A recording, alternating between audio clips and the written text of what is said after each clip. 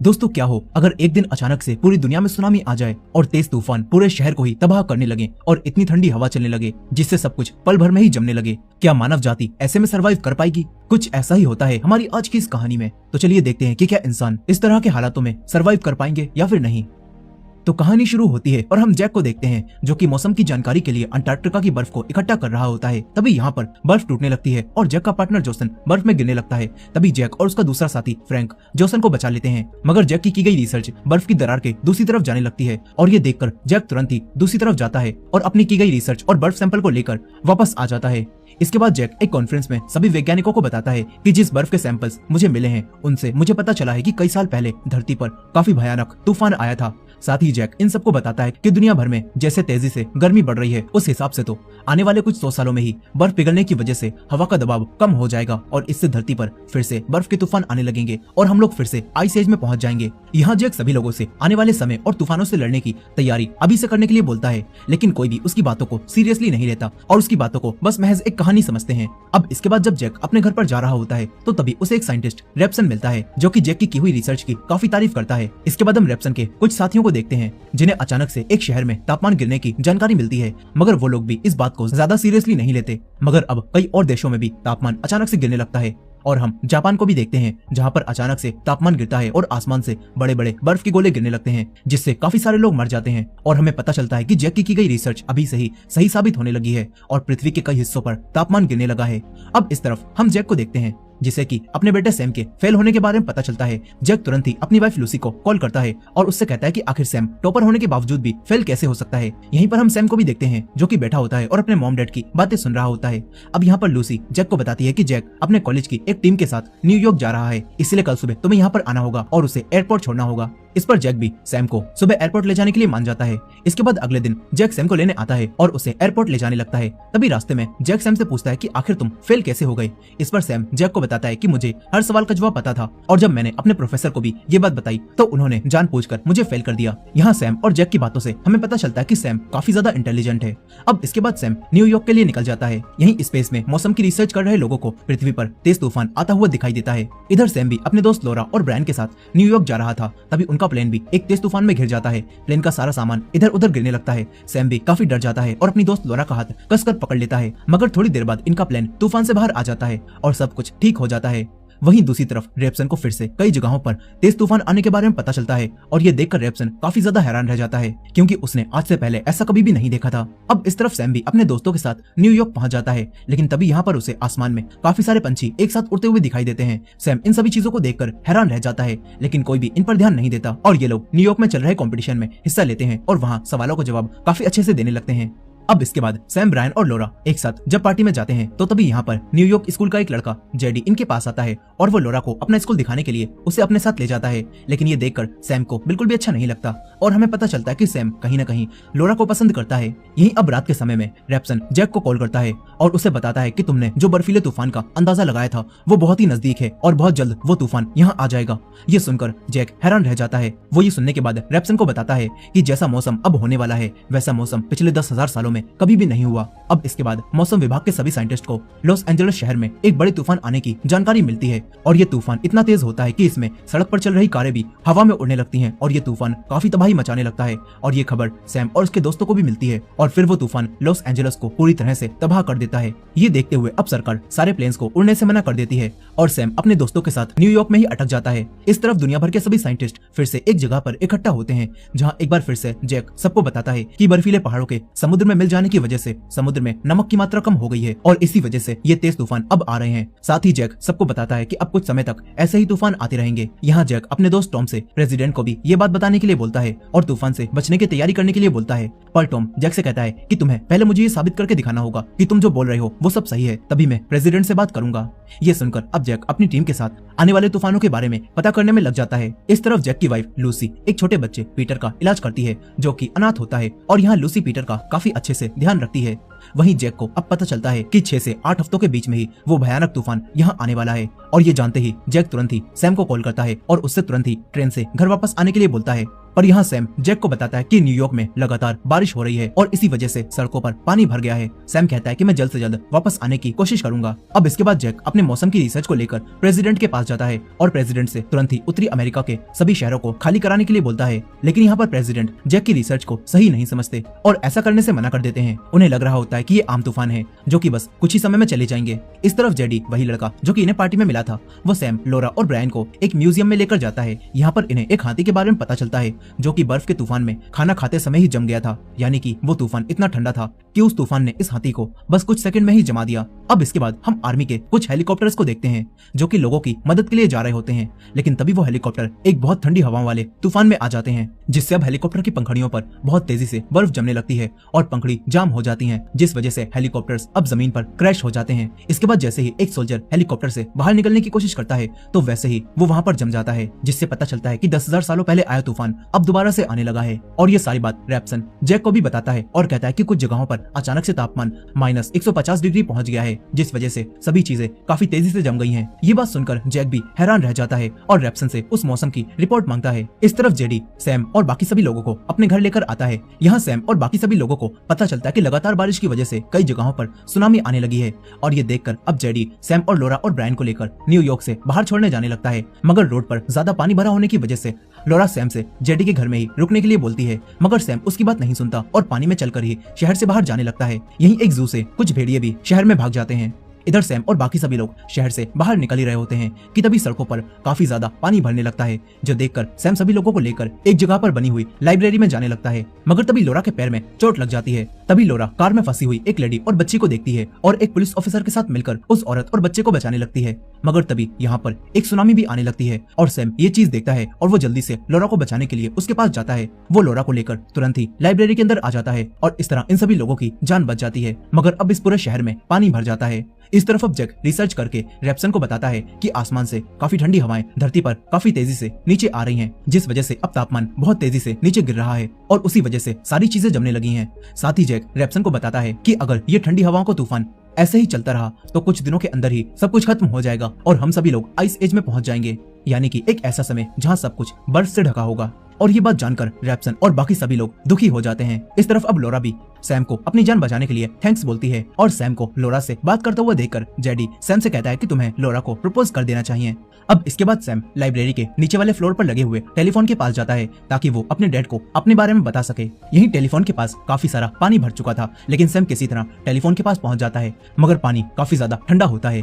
इस तरफ जैक और लूसी भी सैम के लिए काफी परेशान हो रहे होते हैं। तभी सैम जैक के पास कॉल करता है और इन्हें बताता है कि वो न्यूयॉर्क की एक लाइब्रेरी में आकर बिल्कुल ठीक है। यहाँ पर सैम अपने डैड से बात कर ही रहा होता है कि तभी इस जगह पर भी पानी भरने लगता है और सैम यहाँ पर डूबने लगता है। यहीं पर जैक अब सैम को उन्हीं ठंडी हवाओं के तूफान के बारे में बताता है और कहता है कि तुम जहाँ पर भी हो वहीं पर रहना और उस लाइब्रेरी से बाहर मत निकलना और हो सके तो अपने आप को गर्म रखना। साथ ही जैक सैम से कहता है कि मैं बहुत जल्द ही तुम्हें लेने वहाँ पर आ जाऊंगा। अब यहाँ पर सैम बात करते करते ही पानी में डूब जाता है, जो देखकर लोरा को लगता है कि सैम अब मर गया होगा। लेकिन तभी सैम पानी से बाहर आता है। ये देखकर लोरा काफी खुश हो जाती है। वो तुरंत ही सैम को ऊपर ले जाती है। इस तरफ जैक भी अब सैम को बचाने के लिए न्यूयॉर्क आने का फैसला करता है। यही लोरा अब जल्दी से सैम को कुछ गर्म कपड़े देती है और सैम के शरीर को गर्म करने के लिए उसे अपने शरीर से गर्मी देने लगती है। ये देखकर सैम को काफी अच्छा लगता है। इस तरफ टॉम जैक के पास आता है और जैक से कहता है कि तुम्हें सैम को बचाने जाने से पहले मेरे साथ एक बार चलना चाहिए और एक बार फिर से प्रेसिडेंट को अपनी मौसम की रिपोर्ट दिखानी चाहिए। ये सुनकर जैक मान जाता है। वहीं दूसरी तरफ सैम और लोरा अब सभी लोगों को पहनने के लिए गर्म कपड़े देते हैं।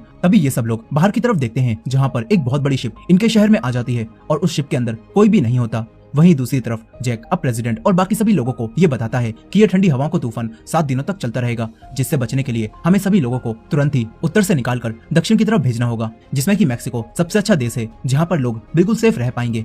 यह सुनकर प्रेसिडेंट जैक से पूछते हैं कि अब हमें उत्तर में फंस चुके लोगों का आखिर क्या करना चाहिए। इस पर जैक प्रेसिडेंट से कहता है कि हम उत्तर में फंस चुके लोगों को तो अब नहीं बचा सकते और अगर वो सभी लोग अपने घरों से बाहर निकले तो वो सभी लोग मर जाएंगे। इतना बोलकर जैक यहाँ से चला जाता है। ये सब सुनकर प्रेसिडेंट बचे हुए सभी लोगों को तुरंत ही मैक्सिको ले जाने का ऑर्डर देते हैं। वहीं दूसरी तरफ रैप्सन और उसकी टीम के पास भी अब खाने पीने का सामान खत्म हो जाता है, लेकिन यहाँ पर ये लोग मरने से नहीं डरते और सभी लोगों को याद करके ड्रिंक करने लगते हैं। इस तरफ लाइब्रेरी में मौजूद एक आदमी अपने डॉगी को लाइब्रेरी के बाहर लेकर आता है। यहाँ पर उसे कुछ और लोग बाहर दिखाई देते हैं। वो आदमी तुरंत ये बात लाइब्रेरी के अंदर मौजूद सभी लोगों को बताता है और ये जानकर सभी लोग अब बाहर देखते हैं, जहाँ पर अब पानी जम जाने की वजह से सभी लोग इस शहर से बाहर निकल रहे होते हैं। और ये देखकर बाकी सभी लोग भी शहर से बाहर जाने लगते हैं। मगर सैम सभी लोगों को बताता है कि मेरे डैड, जो कि एक साइंटिस्ट हैं, उन्होंने मुझे बताया है कि ठंडी हवाओं का तूफान हमारी तरफ बढ़ रहा है और इस वजह से जो भी बाहर जाएगा वो जमकर मर सकता है। यहाँ सैम सभी लोगों को ये समझाने की कोशिश करता है कि इन्हें बाहर नहीं जाना चाहिए और यहीं पर रहकर इंतजार करना चाहिए, लेकिन कोई भी उसकी बात नहीं मानता और सभी लोग बाहर चले जाते हैं। मगर अब कुछ लोग सैम की बात मानकर यहीं पर रुक जाते हैं। वहीं जैक भी अब सैम को बचाने जाने लगता है। तभी फ्रैंक और जोसन भी जैक के साथ ही सैम को बचाने जाने का फैसला करते हैं और अब ये तीनों सैम को बचाने के लिए निकल जाते हैं। यहीं काफी सारे लोग अभी से अपनी जान बचाने के लिए मैक्सिको में जबरदस्ती घुसने लगते हैं। फिर कुछ समय बाद लाइब्रेरी में एक लेडी सैम और बाकी सभी लोगों को एक दूसरे रूम में लेकर आती है, जहां आकर सैम बुक्स को जलाने लगता है ताकि ये सभी लोग अपने आप को गर्म रख सकें। और अब ये सभी लोग मिलकर कुछ खाना भी इकट्ठा कर लेते हैं ताकि ये लोग कई दिनों तक यहाँ पर सर्वाइव कर पाएं। वहीं दूसरी तरफ लूसी के साथ काम करने वाली एक डॉक्टर अब लूसी को आकर बताती है कि बस हॉस्पिटल में अब हम 3 ही बचे हैं और सभी लोग यहाँ से जा चुके हैं और नीचे एक ऑफिसर हमें लेने आया हुआ है। लेकिन यहाँ पर लूसी पीटर को बिना एम्बुलेंस के यहाँ से बाहर नहीं ले जा सकती थी। इसी वजह से लूसी अपनी साथी को ही अकेले जाने के लिए बोलती है और खुद यहाँ पर पीटर के साथ रुकने का फैसला करती है। यहाँ लूसी की साथी उसे बताती है कि मैंने पीटर को हॉस्पिटल से निकालने के लिए एक एम्बुलेंस को भी फोन किया है, लेकिन उन्हें यहाँ पर आने में थोड़ा समय लगेगा। ये सुनकर अब लूसी अपनी दोस्त को यहाँ से जाने के लिए बोलती है और अपनी जान खतरे में डालकर पीटर के साथ एम्बुलेंस आने का इंतजार करने लगती है। वहीं दूसरी तरफ लाइब्रेरी में लोरा और बाकी सभी लोग सारी किताबों को इकट्ठा करने लगते हैं। तभी लोरा एक लड़की को बताती है कि मेरे पैर पर कुछ समय पहले चोट लग गई थी, जिस वजह से मुझे थोड़ी तकलीफ हो रही है। यहीं ब्रायन भी एक रेडियो से सिग्नल्स ढूंढने की कोशिश कर रहा था और वो सैम को बताता है कि ये रेडियो 1 मिनट के लिए ठीक हो गया था और पता चला है कि पूरे उत्तर अमेरिका में तेज तूफान चल रहा है और सारा शहर बर्फ में दब चुका है। वो कहता है कि ऐसे में मुझे नहीं लगता कि तुम्हारे डैड हमें बचाने यहाँ पर आ पाएंगे। मगर सैम ब्रायन से कहता है कि मुझे अपने डैड पर पूरा यकीन है, वो मुझे बचाने के लिए यहाँ पर जरूर आएंगे। यहीं जैक अपने दोस्तों के साथ काफी दूर तक आ जाता है, लेकिन तभी इनकी कार एक दूसरी कार से टकरा जाती है, जिस वजह से अब जैक पैदल ही आगे बढ़ने का फैसला करता है। यहाँ पर अब ये सभी लोग पैदल ही लाइब्रेरी जाने के लिए निकल जाते हैं। अब इसके बाद हम उन लोगों को देखते हैं जो कि लाइब्रेरी से निकल गए थे और यहाँ पर इन लोगों की हालत ठंड से काफी बुरी होने लगती है और कुछ लोग तो यहाँ मर भी चुके होते हैं। इस तरफ जैक अपने दोस्त फ्रैंक और जोसन के साथ आगे बढ़ रहा था, लेकिन तभी ये लोग बर्फ में दबे हुए एक मॉल के ऊपर आ जाते हैं और मॉल का ग्लास टूटने की वजह से फ्रैंक मॉल के अंदर गिरने लगता है। मगर तभी जैक किसी तरह से फ्रैंक को गिरने से रोकता है, लेकिन यहाँ पर फ्रैंक के वजन की वजह से एक और ग्लास टूटने लगता है और ये देखकर फ्रैंक अपने दोस्त को बचाने के लिए खुद अपनी रस्सी काट देता है और अपनी जान देकर जैक और जोसन को बचा लेता है। यहाँ अब फ्रैंक की डेथ से जेसन और जैक काफी उदास हो जाते हैं। इस तरफ अब एक एम्बुलेंस लूसी और पीटर के पास आ जाती है और ये देखकर लूसी को काफी खुशी होती है। वहीं दूसरी तरफ लोरा की तबीयत भी अब खराब होने लगती है। सैम लोरा के पास जाता है और उससे काफी सारी बातें करने लगता है। वो लोरा को बताता है कि मैं न्यूयॉर्क इसीलिए आया था ताकि मैं तुम्हारे साथ रह सकूं। ये सुनकर अब लोरा भी काफी खुश होती है और ये दोनों किस करने लगते हैं। वहीं दूसरी तरफ वाइस प्रेसिडेंट को पता चलता है कि प्रेसिडेंट की कार भी तूफान में फंस गई है और इस वजह से अब प्रेसिडेंट की भी डेथ हो चुकी है और ये खबर सुनकर वाइस प्रेसिडेंट काफी हैरान रह जाते हैं। इस तरफ लोरा की हालत भी अब खराब हो जाती है और उसे होश भी नहीं आता। तभी वही लड़की जिसे लोरा ने अपनी चोट के बारे में बताया था, वो सभी लोगों को बताती है कि लोरा ने मुझे अपनी एक चोट के बारे में बताया था जो कि उसे पानी के अंदर लग गई थी। ये सुनकर सैम लोरा की उस चोट को देखता है जिसमें अब काफी ज्यादा इन्फेक्शन फैल चुका था और ये देखकर एक लेडी सैम को बताती है कि हमें लोरा को जल्द से जल्द एंटीबायोटिक दवाइयां देनी होंगी जिससे लोरा का जख्म ठीक हो जाएगा। लेकिन यहाँ पर इन लोगों के पास वो दवाइयां नहीं होती। वहीं दूसरी तरफ कुछ साइंटिस्ट स्पेस से तूफान की कुछ तस्वीरें लेते हैं और उन्हें टॉम के पास भेजते हैं, जिन्हें देखकर अब टॉम को पता चलता है कि 1 घंटे में बहुत खतरनाक बर्फीला तूफान पृथ्वी पर आ रहा है। यहीं इस तरफ जेसन अचानक से अब चलते चलते ही बेहोश हो जाता है, जो देखकर जैक उसके पास आता है। वहीं लाइब्रेरी में सैम अब चेयर को तोड़कर अपने लिए बर्फ में चलने वाले जूते बनाता है और उस शिप पर लोरा के लिए दवाइयां ढूंढने जाने का फैसला करता है जो कि पहले यहाँ पर आई थी। और ये देखकर ब्रायन और जेडी भी सैम के साथ चलने के लिए कहते हैं और फिर ये तीनों किसी तरह से उस शिप पर आ जाते हैं और दवाइयों को ढूंढने लगते हैं। यही सैम को शिप पर मेडिकल रूम का डोर दिखाई देता है। ये देखकर सैम पीछे से उस स्टोर में घुसता है और उसका डोर खोल देता है। इसके बाद ये तीनों मिलकर लोरा के लिए एंटीबायोटिक दवाइयां ढूंढने लगते हैं और फिर उन्हें लेकर वापस जाने लगते हैं। लेकिन तभी ब्रायन इन दोनों से शिप से खाना इकट्ठा करने के लिए बोलता है ताकि ये लोग और दिनों तक सर्वाइव कर पाएं। इसके बाद ये तीनों शिप से खाना इकट्ठा करने लगते हैं, लेकिन तभी एक भेड़िया इनके ऊपर हमला करता है और जेडी के काट लेता है। तभी सैम उस भेड़िया को मारता है और उसे रूम से बाहर निकालकर रूम को लॉक कर लेता है। इसके बाद सैम तुरंत ही जेडी के पैर पर एक कपड़ा बांध देता है। यहीं सैम अपनी तरफ आ रहे उसी तूफान को भी देखता है और ब्रायन से कहता है कि मैं भेड़ियों को पीछे लेकर जाऊंगा और तुम जल्दी से उन्हें रूम में लॉक कर देना। इतना बोलकर अब सैम जहाज के पीछे से भेड़ियों के सामने जाता है और उन्हें अपने पीछे लगा लेता है और उन्हें एक रूम में लॉक कर देता है। इसके बाद सैम ब्रायन और जेडी को शिप से बाहर निकालता है इस तरफ जैक भी उसी बर्फीले तूफान को अपनी तरफ आता हुआ देखता है और वो जल्दी से बेहोश जेसन को लेकर यहाँ से भागने लगता है। वहीं सैम भी अब जेडी को एक लाइफ बोर्ड में डालकर लाइब्रेरी की तरफ जाने लगता है। तभी वो एक बिल्डिंग को हवा से जमता हुआ देखता है और ये देखकर सैम ब्रायन से जल्दी से भागने के लिए बोलता है। यहीं जैक भी अब जेसन को बर्फ में दबे हुए एक घर में फेंकता है और खुद भी उसके अंदर आ जाता है। यहाँ जैसे जैसे तूफान आगे बढ़ रहा होता है तो सारी चीजें जम रही होती हैं। अब यहीं सैम भी लाइब्रेरी में आ ही रहा होता है कि तभी लाइब्रेरी भी जमने लगती है और ये देखकर सैम तेजी से भागता है और तुरंत ही सभी लोगों के पास आकर रूम का डोर लॉक करा देता है और साथ ही सभी लोगों से रूम में जल रही आग को तेज करने के लिए कहता है। ये सभी लोग आग को तेज करने लगते हैं। वहीं दूसरी तरफ जैक भी उसी घर के डोर को लॉक करता है और यहाँ पर आग जलाने लगता है। फिर कुछ समय बाद वो तूफान यहाँ से चला जाता है और अब जोसन को होश आता है और जैक उसे बताता है कि तुम कुछ घंटों से बेहोश थे और मैंने तुम्हें बचाने के लिए तुम्हें फेंक दिया था जिससे तुम्हें चोट लग गई। साथ ही अब जैक जेसन से कहता है कि अब तूफान यहाँ से जा चुका है और हमें अभी ही सैम को ढूंढने के लिए यहाँ से निकलना होगा। अब इसके बाद जैक जेसन को लेकर सैम को ढूंढने के लिए वापस निकल जाता है। तभी इन्हें रास्ते में काफी सारे लोगों की डेड बॉडीज दिखाई देती हैं जो कि बर्फ में जम चुकी थी। अब इसके बाद रात के समय ये लोग टेंट लगाकर यहीं पर रात बिताते हैं। यहाँ जेसन जैक से पूछता है कि क्या हम सभी इंसान ऐसे ही मर जाएंगे। इस पर जैक जेसन से कहता है कि मानव जाति ने पिछले आइस एज को भी सर्वाइव कर लिया था और हम इस बार भी इस चीज को सर्वाइव कर लेंगे। यही जेसन जैक से पूछता है कि क्या सैम अभी भी ठीक होगा। इस पर जैक जेसन से कहता है कि मैंने सैम से वादा किया था कि मैं उसे जरूर ढूंढूंगा और मैं उस वादे को पूरा जरूर करूंगा।